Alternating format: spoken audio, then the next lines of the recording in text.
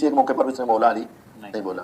پھر اس کے بعد جن صحابہ نے سنی انہوں نے ساری زندگی حضرت علی رضی اللہ عنہ کو بلایا. کسی ایک جن صحابہ نے سنی ساری زندگی مولا علی کو بلایا, نے بھی مولا علی کہہ کر نہیں بلایا. کسی ایک نے بھی مولا علی کہہ کر مولا علی کو نہیں بلایا. حضرت ابو بکر کو کسی صحابی نے صدیق اکبر کہا ہو, حضرت عمر کو فاروق اعظم کہا ہو, پھر تکرار کر رہا ہوں, عثمان کو ذو النورین کہا ہو, معاویہ کو خال المومنین کہا ہو, عائشہ کو صدیقہ کہا ہو. بسم اللہ الرحمن الرحیم. السلام علیکم ورحمۃ اللہ وبرکاتہ. ناظرین, ناسبیوں کی عادت ہے کہ کسی نہ کسی طریقے سے وہ مولا علی علیہ السلام کے بارے میں جو فضائل ہیں ان کا انکار کریں. نہ بھی ہوں تو پھر ان سے انکار نہ بھی ہو سکے تو پھر ایک اور طریقے سے وارد ہونے کی کوشش کرتے ہیں. اب حدیث غدیر کا تو انکار نہیں کر سکتے تو کہتے ہیں مولا علی کو مولا علی کیوں کہتے ہیں؟ مولا علی تو عربی میں کہہ ہی نہیں جا سکتا. عربی میں مولانا علی کہا کرو, مولا علی کیوں کہتا ہوں؟ یہ اس لیے نہیں کہتے کہ یہ ٹھیک کر لیں, نہیں, یہ چاہتے ہیں کہ مولا علی نہ کہا جائے.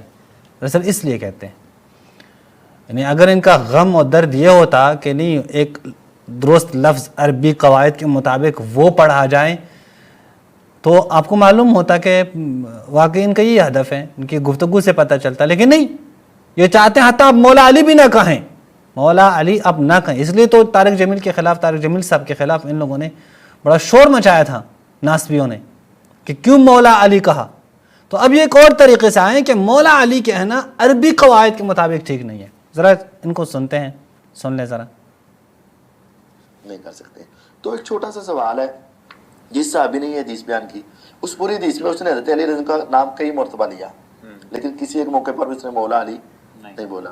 پھر اس کے بعد جن صحابہ نے سنی انہوں نے ساری زندگی حضرت علی رضی اللہ عنہ کو بلایا. کسی ایک جن صحابہ نے سنی ساری زندگی مولا علی کو بلایا, نے بھی مولا علی کہہ کر نہیں بلایا. کسی ایک نے بھی مولا علی کہہ کر مولا علی کو نہیں بلایا. اندازہ کریں. تو یہ ایک عربی گرامر کی بات یا عربی لغت کی بات ہے کہ بھی مولا علی لفظ درست ہے کہ نہیں ہے. انہوں نے پوری تفصیل میں بتایا کہ یہ مولا علی لفظ درست نہیں ہے. مولا علی لفظ درست نہیں ہے, کہہ رہے مولا علی لفظ درست نہیں ہے. کیوں؟ قواعد کے مطابق ٹھیک نہیں ہے, مولا علی لفظ درست نہیں ہے. تو میں آپ سے پوچھتا ہوں, پہلی بات تو یہ ہے کہ جب ہم اردو بولتے ہیں تو اردو میں کہتے ہیں مولا علی. عربی پڑھتے وقت ہم نے نہیں کہا ہے نا کہ جو آپ کہتے ہیں نہیں عربی کے قواعد کے مطابق. او بھائی, ہم اردو بول رہے ہیں, اردو میں مولا علی کہہ رہے ہیں, جو ایک خاص معنی ہم مراد لیتے ہیں, سب کو پتہ ہے. اگر یہی بات ہوگی آپ حضرت ابو بکر کیوں کہتے ہیں حضرت ابو بکر؟ عربی قواعد کے تحت ہی ٹھیک ہے حضرت ابو بکر, عربی میں بولا جاتا ہے حضرت ابو بکر. عجیب بات ہے, ہم اردو میں بات کر رہے ہیں اس کو اٹھا کے عربی میں لے کے آ رہے ہیں, عربی میں مولانا کہا کریں. اور بھائی ایک بات وہ اردو میں ایک اور معنی کے لیے استعمال کیا جاتا ہے, ایک خاص معنی مراد لیا جاتا ہے مولا علی کہہ کر. پتہ نہیں کس دنیا میں آپ لوگ رہتے ہیں کہ اردو میں کہی جانے والی بات کو اٹھا کر عربی میں پیش کر رہے ہیں کہ عربی کے قواعد کے مطابق ہی ٹھیک نہیں ہے. یہ ایک ظلم ہے, ظلم کے علاوہ اور کیا ہے کہ یہ ان کی ناسبیت ہے, ناسبیت کے علاوہ اور کیا کہہ سکتے ہیں ہم اس کو. اچھا, پھر کہتے ہیں کسی صحابی سے ثابت نہیں ہے کہ انہوں نے مولا علی کو مولا علی کہا ہو. کسی صحابی سے ثابت نہیں ہے. میں ابھی ان سے صرف یہ پوچھتا ہوں کہ میں دلائل تو دوں گا ابھی, یعنی دلائل میں دوں گا کہ صحابی نے کہا یا نہیں. پہلے میں اس سے یہ پوچھتا ہوں کہ اگر مولا علی کے لیے ثابت نہیں ہے اور آپ زور لگا رہے ہیں کہ مولا علی کے لیے ثابت نہیں ہے تو بھول گئے آپ. ذرا مولا علی پہ جانے سے پہلے اپنے خلفاء کی خبر لے لیتے. کس صحابی نے حضرت ابو بکر کو ابو بکر صدیق اکبر کہا ہے؟ دکھا دیں. آپ جو کہتے ہیں صدیق اکبر سے کس صحابی نے کہا ہے؟ کس صحابی نے حضرت عمر کو فاروق اعظم کہا ہے؟ کس صحابی نے حضرت عثمان کو ذو النورین کہا ہے؟ بلایا ہے کبھی ان القاب سے؟ کس صحابی نے حضرت عائشہ کو صدیقہ کہا ہے؟ بسم اللہ کریں, ثابت کریں. کس صحابی نے آپ کا بہت ہی محبوب بنی امیہ معاویہ کو خال المومنین کہا ہے؟ کس صحابی نے کہا ہے؟ پیش کریں. یعنی اگر آپ صحابہ کی بات کریں ذرا ہمارے سوالوں کے جوابات دے دیں. جو آپ کہہ رہے ہیں ابو بکر صدیق اکبر سے اور اس کے بعد آگے جا کے کہتے ہیں کہ عمر فاروق صاحب اور ذو النورین اور خال المومنین، یہ کس صحابی؟ جب کسی صحابی نے نہیں کہا ہے تو آپ صحابہ سے زیادہ ان شخصیات کو پہچانتے ہیں کہ آپ آ کے یہ القاب لگا رہے ہیں ان کے لیے۔ اب میں آتا ہوں آپ کے جواب کی طرف، جو آپ نے سوال کیا ہے اس کا جواب کیا، کسی صحابی نے نہیں کہا ہے۔ اب کو علم نہیں ہے کیوں کسی صحابی نے نہیں کہا، ذرا میں آپ کو بتا دیتا ہوں کہا ہے صحابی نے۔ اچھا قبل اسی کہ میں بتا دوں، میں بھول نہ جاؤں، حتیٰ کہ یہ جو آپ صحابہ کے ساتھ رضی اللہ کہتے ہیں نا، رضی اللہ، یہ بھی بدعت ہے۔ یہ بھی کسی صحابی نے دوسرے صحابی کے لیے رضی اللہ نہیں کہا ہے، اور اس کے اوپر تو خود آپ کے علماء نے اعتراف کیا ہے کہ یہ بدعت ہے، اعتراف موجود ہے۔ یہ کتاب آپ دیکھیں، عقیدۃ الواسطیہ کی شرح ہے، لکھی کس نے ہے؟ صالح بن عبد العزیز نے۔ اس کی دوسری جلد پر صفحہ نمبر 411 پہ آپ دیکھیں، ابھی کہتے ہیں کہ اہل سنہ فلاں انہوں نے مخالفت کی ہے، اور وَأَظْهَرُ هَذِهِ الْعَقِيدَةَ فِي الصَّحَابَةِ وَكَانَتْ لِأَهْلِ السُّنَّةِ شِعَارًا وَأَدْخَلُوهَا فِي أَشْيَاءٍ مِنَ الْعِبَادَاتِ كَمَا فَعَلُوا فِي إِدْخَالِ التَّرَضِّ عَنِ الصَّحَابَةِ وَالتَّرَضِّ عَنْ أُمَّهَاتِ الْمُؤْمِنِينَ وَالتَّرَضِّ عن جميع الآل في خطبة الجمعة وفي غيرها من الخطب، فإن إدخال الترضي عن الصحابة وعن زوجات النبي لم يكن في عهده ولا في عهد أبي بکر وعمر ولا في عهد عثمان۔ یہ جو تم کہتے ہو نا رضی اللہ تعالیٰ عنہ، نہ رسول اللہ کے دور میں یہ کہا جاتا تھا، نہ ابو بکر صاحب کے دور میں کہا جاتا تھا، نہ عمر صاحب کے دور میں کہا جاتا تھا، نہ عثمان صاحب کے دور میں کہا جاتا تھا۔ ثم بعد ذلك على أئمة من التابعين، پھر تابعین میں سے بھی کسی نے نہیں کہا ہے، تابعین کے بعد لوگوں نے آ کے تردی شامل کی ہے۔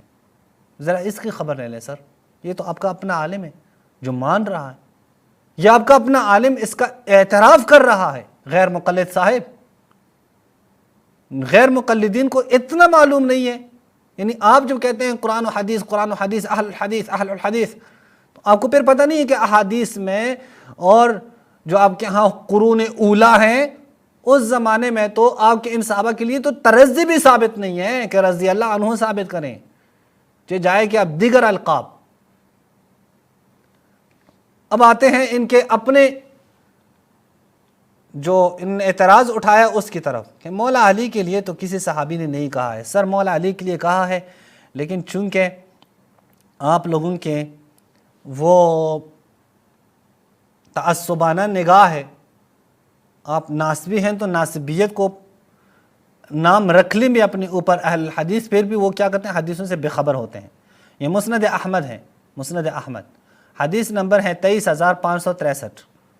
یہ حدیث آپ دیکھیں، کہتے ہیں کہ جاء رہط الی علی برحبہ، رحبہ میں ایک گروہ مولا علی کے پاس آیا، فقالوا السلام علیک یا مولانا، مولا علی، اے ہمارے مولا پر سلام ہو۔ مولا علی نے کہا کیف اکون مولاکم وانتم قوم عرب، یا قوم عرب، میں کیسے تمہارا مولا ہوں، تم خود عرب ہو۔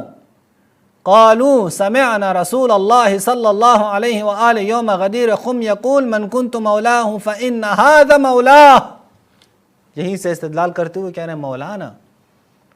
انہوں نے کہا میں نے رسول اللہ سے سنا ہے، رسول اللہ نے آپ کے بارے میں علی کہا ہے کہ من کنت مولاہ فإن هذا مولا، کہ مولا علی مولا ہے ہمارے، تو ہم آپ کو جب سلام کریں گے تو یہی کہیں گے السلام علیک یا مولانا۔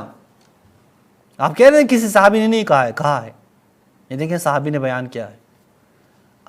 آگے دیکھیں کون ہے یہ صحابی، قال الریاح فلما مضوا، جب وہ جانے لگے تو میں نے ان کا پیچھا کیا، فسألت من هؤلاء، ان کا یہ کون ہے، قالوا نفر من الانصار فیہم ابو ایوب الانصاری، کچھ انصار تھے جن میں ابو ایوب انصاری بھی موجود ہیں، اور یہ سب کہہ رہے ہیں کہ ہم نے رسول کو سنا ہے جو کہتے تھے من کنت مولاہ فإن هذا مولا، تو ہم آپ کو اے علی یہی کہہ کر مخاطب کریں گے السلام علیک یا مولانا۔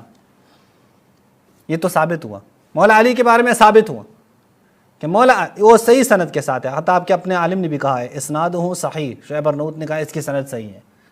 اب میں آپ سے پوچھتا ہوں کہ آپ جو مجھ سے دلیل مانگ رہے تھے، آپ جو کہتے تھے، بلکہ مانگ آپ کو پتہ بھی نہیں تھا، آپ تو جزم کے ساتھ یقین کے ساتھ آئے ہوئے تھے، کہتے کسی صحابی نے کہا ہی نہیں ہے، تو شاید آپ کو ان حدیثوں کا پتہ نہیں تھا۔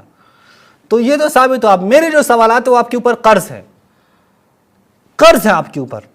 آپ ثابت کریں کہ حضرت ابو بکر کو کسی صحابی نے صدیق اکبر کہا ہو, حضرت عمر کو فاروق اعظم کہا ہو, پھر تکرار کر رہا ہوں, عثمان کو ذو النورین کہا ہو, معاویہ کو خال المومنین کہا ہو, عائشہ کو صدیقہ کہا ہو, جو آپ لوگ کہتے ہیں ابھی, لے آئیں کسی صحابی سے ثابت کریں, اور رضی اللہ عنہ ثابت کریں اپنے کسی صحابی سے.